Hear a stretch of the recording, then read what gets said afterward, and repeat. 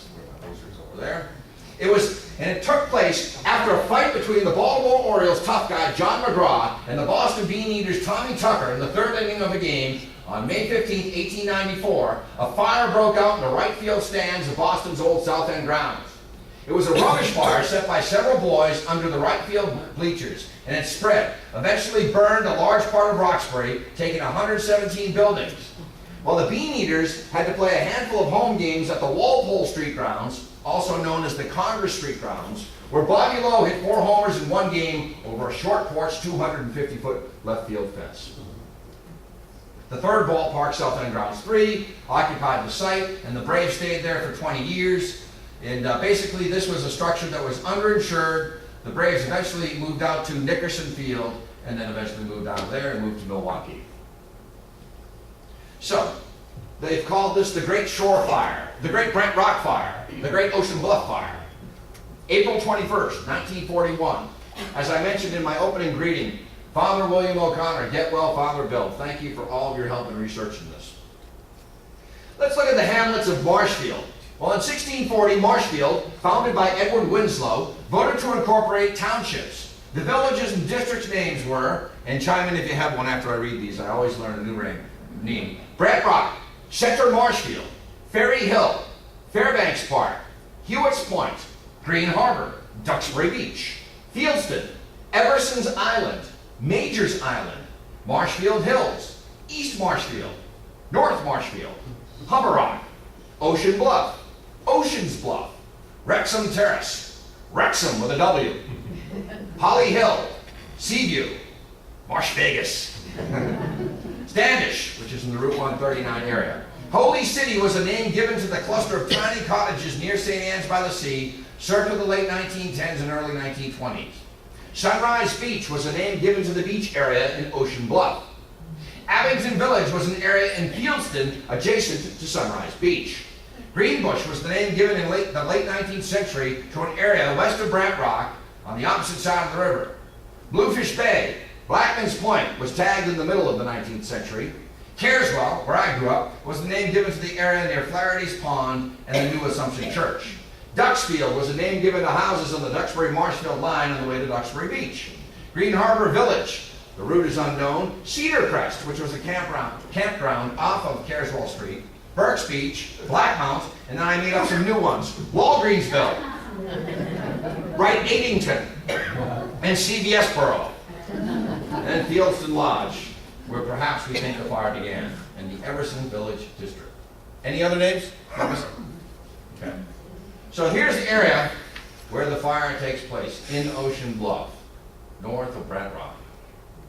Brant Rock Village was named for Brant geese, 2 islands that were early called Governor's Island, later Hewitt's Island and Branch's Island, together known as Spectacle Islands. Early landowners John Bradford, Christopher Winter, John Hewitt, and John Branch was the site of resort hotels like the Pioneer Cottage, 1861, the Churchill, 1866, Brant Rock House, 1874, the Ocean House, 1875, the Fairview 1, 1877, and the Peace Haven. And of course, the Fessenden Tower is the first radio broadcast that was conducted by Canadian Reginald Fessenden, who lived from 1866 to 1931 from his Brant Rock, Massachusetts station to ships at sea. This took place on Christmas Eve 1906 with the assistance of his wife Helen, his secretary Miss Bent, and his associate Mr. Stein. At 9 p.m. Fessenden began his broadcast playing Handel's Largo, presumably from his opera Circe or Xerxes, on an Epiphone phonograph. He then played Gounod's O Holy Night on his violin and singing the last verse as he played. Finally, he read a selection from the Book of Luke, Glory to God in the highest, and on earth peace to men of goodwill. So here is the area of devastation from Ocean Bluff up to Fieldston. The Greenbush Dyke. In 1872, a dike was built, the road over which connected Brant Rock with Green Harbor. The project was the subject of heated debate among farmers who were eager to drain and work the land, and fishermen who claimed the dike would interrupt the river's tidal flow and silt in the mouth of Green Harbor. Despite the controversy, the dike was built, opening thousands of acres of lowland on which hundreds of families live today. So here's some photos taken of Brant Rock, 1905. Back in the old years, and you can see Brant Rock's not connected by the chain there. Ocean Bluff, 1914, on the beach. And what's this called? This is called sand. Remember when the beach used to have that? And they used to have low tide too, do you remember that? So the 6 great inns of Brant Rock. You have the Fairview, built in 1874, burned down March 17, 1998, and rebuilt again in 2001. The Brant Rock House, built in 1874, torn down in 1938. The Ocean House of the Brant Rock Theater, built in 1875, lost to fire on September 5th, 1973. The Pioneer Cottage, built in 1861, which was renamed the Atlantic House in 1879, and it was lost in the Ocean Bluff Great Fire of 1941. The Churchill, built in 1866, burned in 1909. The Peace Haven, built in 1903, razed in the 1940s. Now the Fairview Inn was originally established as a boarding house for the elite. It became the exclusive and elegant Como Club in the 20s and 30s, offering dining and strolling violinists, followed by gambling at the rear of the building. The club was named after the ship Como, which ran a legal realm along the coast during Prohibition. It is rumored that a tunnel running from beneath the original structure to the ocean was used to deliver the contraband liquor. Here's the old Coast Guard station. You know where that is, right, folks? At the corner as you're coming down into Brant Rock. You pass the Brant Rock supermarket on the left, you come to the stop sign, and you take a left to go up along the seawall. It's right there. The Peace Haven, look at how the side of that. Windships. How many people remember windships? We used to buy model airplanes there. The Fairview. The Rex. Burned in 1978. Dorsey Brothers played there. The Churchill. This picture circa 1866. Again, another picture of the Churchill. Enormous. The Ocean Bluff House. This was lost in the Great Brant Rock Fire. It's also called the Ocean Bluff Hotel. St. Anne's by the Sea.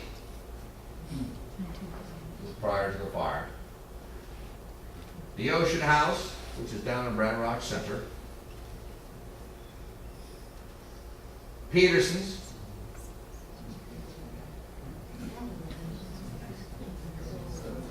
Picture in 1900 and then 2004.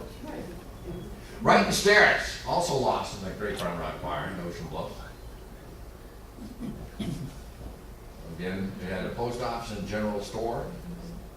The Ocean Bluff Casino, lost in the fire. Cottages at Ocean Bluff. Again, cottages along the boulevard in Brant Rock, looking towards the tower. Fieldston Restaurant. Anybody remember this? Tell me you got a great ice cream down there. Ocean Street and Beach, Ocean Bluff, Brant Rock, circa 1920s. This is a photo taken from the Army Tower, circa 1943.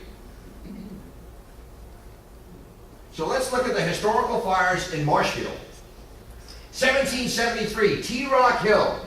British stores of tea were burned on Ocean Street, Moraine Street, and that took place on December 19, 1773. The Boston Tea Party occurred 3 days earlier. 1919, the Sears building at the end of Landing Road burned. 1934, the Convalescent and Chronic Home, which was changed from the old South Shore Hospital in 1926, burned in March of 1934. The Winslow House had a fire in 1940. Of course, the Great Brant Rock Fire. 1958, Cohee Roller Skating Rink preceded Family Skateland. 1960, Eli's Linen Store, Brant Rock. 1964, Webster Hotel on Landing Road and Careswell Street. That was November 16, 1964. Major house fire on the island off of Dyke Road in 1970. 1972, the summer, Estes Candy Kitchen burned. Used to have great popcorn there. That was when a dime bag meant a dime bag of popcorn.